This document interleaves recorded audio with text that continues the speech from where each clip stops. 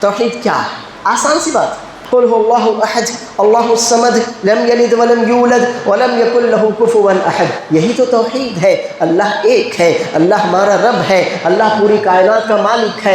اللہ عز و جل نے اس پوری دنیا کو، دنیا کی ہر جاندار بے جان چیز کو پیدا کیا. اللہ سب کا خالق، سب کا مالک، سب کا رب، سب کا رازق، سب کی تدبیر کرنے والا، پورا سسٹم بنانے والا، سسٹم کے اعتبار سے سب کو اس سسٹم میں لگا دینے والا، سب کی تنظیم کرنے والا، سب کے معاملات کی دیکھ ریکھ کرنے والا، وہ اکیلا اللہ، وہی اکیلا رب ہے. اس کا کوئی شریک نہیں، اس کی ذات میں کوئی شریک نہیں، اس کو والدین کی حاجت نہیں، اس کو بیوی بچوں کی ضرورت نہیں. وہ والدین اور اولاد کی، بیوی کی، ہر طرح کی خواہش، ضرورت اور حاجت سے بے نیاز ہے، بہت اونچا، بہت بلند و برتر ہے. وہ اکیلا اللہ ہمارا رب ہے، اکیلا اللہ ہے. وہ کسی کا محتاج نہیں، سب اس کے محتاج ہیں. اللہ عز و جل کو کسی سے لینے کی ضرورت نہیں، سب اس سے لینے والے، اس کے گداگر، اس کے فقیر، اس کے در کے بھکاری ہے. وہ اللہ عز و جل اپنی ذات میں، اپنی شان میں، اپنی صفات میں، اپنے افعال میں، اپنے کاموں میں سب سے بلند و بالا، بزرگ و برتر ہے. اس کو کسی کی حاجت نہیں ہے. اللہ الصمد، اللہ عز و جل سب سے بے نیاز، کسی کی بھی حاجت سے دور اور بلند و برتر ہے. یہ بارش کون برساتا ہے؟ یہ بارش ہمارا اللہ برساتا ہے. زمین بنجر اور ویران ہو جاتی ہے، اس سے فصلیں کون اگاتا ہے؟ اللہ عز و جل اگاتا ہے. ہمارے کھانے پینے روزی کے سامان کون کرتا ہے؟ اکیلا اللہ عز و جل کرتا ہے. ہمیں ماں باپ اللہ عز و جل نے دیے، ہمیں اولاد کی نعمت سے اللہ رب العالمین نے نوازا. اس دنیا کو ہمارے لیے اللہ نے سجایا، اس دنیا کو ہمارے ذریعے اللہ نے آباد کیا. اللہ عز و جل نے اپنے ہاتھ سے ہمارے باپ کا پتلا بنا کر اس میں روح پھونکی. اللہ عز و جل نے ہمیں دنیا میں بھیجا اس مقصد سے کہ ہم اسی ایک اکیلے اللہ عز و جل کی عبادت کریں. اس کا، اس کی ذات میں، اس کی صفات میں، اس کی کوالٹیز میں، ایٹریبیوٹس میں، اللہ عز و جل کا اس کے کاموں میں کوئی شریک نہیں ہے.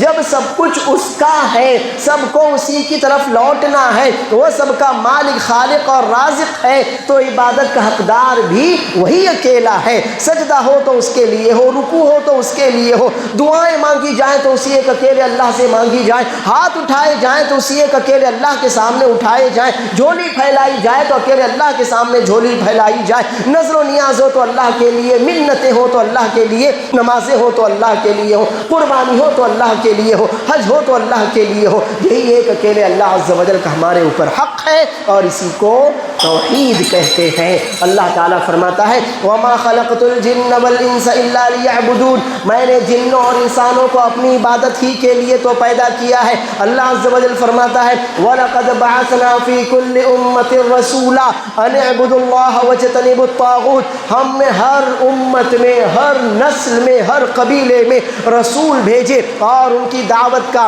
ابتدائی نقطہ، ان کی دعوت کا سینٹرل مرکزی نقطہ یہی تھا کہ ایک اکیلے اللہ کی عبادت کرو، اللہ کے علاوہ کسی کی بھی عبادت مت کرو. رسول اللہ صلی اللہ علیہ وسلم کو بھی اللہ عز و جل یہی حکم دیتا ہے، فرماتا ہے وَرَبَّكَ فَكَبِّرْ، اپنے رب کی بڑائی بیان کرو، یعنی اپنے رب کے علاوہ کسی اور کی بڑائی تم بیان نہیں کر سکتے. اللہ عز و جل آپ کو حکم دیتے ہوئے فرماتا ہے وَأَنزَلْنَا إِلَيْكَ الْكِتَابَ بِالْحَقِّ فَاعْبُدِ اللَّهَ مُخْلِصًا لَهُ الدِّينَ. ہم نے یہ کتاب آپ کی طرف حق کے ساتھ نازل کی ہے، آپ ایک اکیلے اللہ کی عبادت کیجئے اور خلوص کے ساتھ عبادت کرنا، اس کی عبادت کا حق کسی اور کو نہیں دینا. رسول اللہ صلی اللہ علیہ وسلم اعلان فرماتے ہیں قل انی امرت ان اعبد اللہ مخلصا لہ الدین، کہہ دیجئے مجھے تو یہی حکم دیا گیا ہے کہ میں پورے خلوص کے ساتھ، پوری سچائی کے ساتھ اپنی تمام عبادتیں اپنے اللہ کے لیے خالص کروں، کہ میری عبادتوں میں، میرے جذبات میں، میری خواہشات میں اللہ کے علاوہ کسی اور کا کوئی تصور نہ ہو. یہی تو توحید ہے. اور اسی توحید کی خاطر اللہ عز و جل نے اپنے تمام رسولوں کو بھیجا. رسول اللہ صلی اللہ علیہ وسلم کی دعوت کا، رسول اللہ صلی اللہ علیہ وسلم کی بعثت کا بنیادی نقطہ اور مین پوائنٹ یہی تھا کہ دنیا میں توحید کی دعوت کو عام کیا جائے، اکیلے اللہ عز و جل کا حق لوگوں کے سامنے بیان کیا جائے.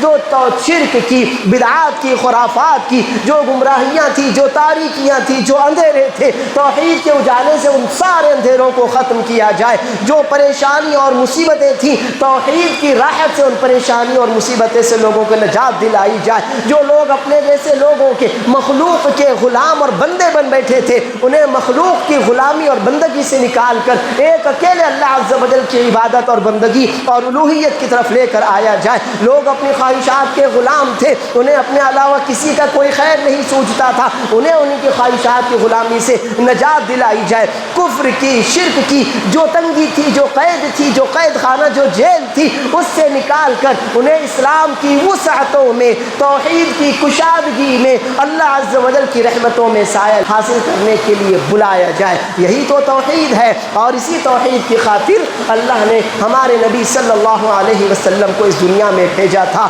کہ دنیا میں کفر پھیل چکا تھا, شرک پھیل چکا تھا, لوگ اللہ کو بھول چکے تھے, اللہ کی عبادت کو بھول چکے تھے, عبادت کسی اور کی کرتے اور اسے اللہ کی رضا کا نام دیتے تھے. اللہ عز و جل نے بتایا نہیں, یہ غلط ہے. انہیں یہ بتاؤ کہ تمہارا مالک ایک ہے تو تمہارا معبود بھی وہی ہے, تمہارا خالق ایک ہے تو تمہارا معبود بھی وہی ہے, تمہارا رب ایک ہے تو تمہارا معبود بھی وہی ہے. توحید کی دعوت دینے کے لیے اللہ نے اپنے تمام انبیاء کو اور سب سے آخر میں ہمارے رسول خلیل اللہ صلی اللہ علیہ وسلم کو دنیا میں بھیجا. اور مسلمانوں یہ بات یاد رکھو, اگر ہم نے لوگوں کو ہر خیر کی طرف بلایا, ان کے گھر ہم نے سونے چاندی سے بھر دیے, ان کی ساری جائز اور ناجائز ساری خواہشات ہم نے پوری کر دی, لیکن اگر ہم نے ان کو توحید نہیں سکھائی, اگر ہم نے لوگوں کو اللہ کا حق نہیں بتایا, اگر ہم نے اللہ کو لوگوں کے سامنے انٹروڈیوس نہیں کیا, اگر ہم نے اپنوں کو پرایوں کو یہ نہیں بتایا کہ اللہ کون ہے, اللہ عز و جل کا ہم پر کیا حق ہے,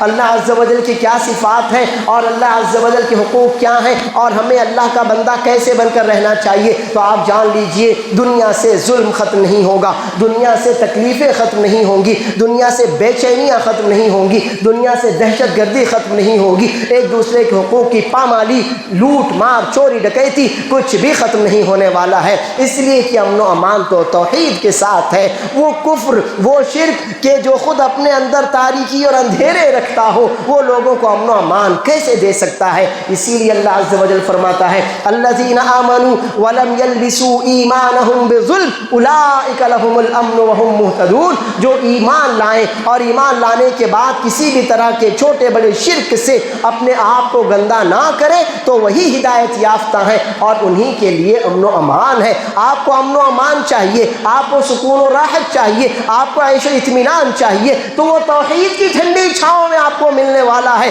کہ نبی صلی اللہ علیہ وسلم جس کی طرف دعوت دینے کے لیے دنیا میں آئے تھے, آپ اسے اگر غیر اللہ کے پاس تلاش کریں, آپ اسے اللہ کا دامن چھوڑ کر کسی اور کے دامن میں تلاش کریں, آپ اسے اللہ کی رحمت کی ٹھنڈی چھاؤں سے نکل کر کسی اور کی گرم تپتی ہوئی دھوپ میں تلاش کریں, تو آپ کو نہیں مل سکتا. تو انسان کو انسان بنانا, انسان کو اللہ کا بندہ بنانا, انسان کو یہ بتانا کہ تو عابد ہے وہ معبود ہے, انسان کو یہ بتانا کہ وہ الہ ہے اور تو اس کا طلبگار ہے. اس لیے رسول اللہ صلی اللہ علیہ وسلم دنیا میں آئے تھے, اور یہی میرے اور آپ کے بھی دنیا میں آنے کا مقصد ہے, اور یہی تو ہمارے دین کی کشادگی اور یہی ہمارے دین کی اصل شروعات اور مین پوائنٹ ہے.